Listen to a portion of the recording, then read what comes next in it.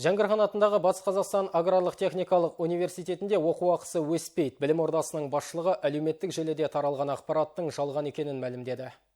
Ғаламторда еліміздегі университеттерде оқу ақысы 20%-ға көтерілетіні жөнінде ақпарат жайылған еді. Жәңгірхан есімін иеленген білім ордасының өкілдері бұл мәліметті теріске шығарды. Айтуларынша, оқу ақысы биыл керісінше 5%-ға төмендеген, әрі ұлттық бірыңғай тестілеуден жоғары балл жинаған талапкерлерге 10-20%-ға дейін жеңілдік қарастырылған. Сондай-ақ нарықта сұранысқа ие химиялық инженерия, туризм менеджменті, маркетинг салаларын меңгеруге қолдау көрсетіледі.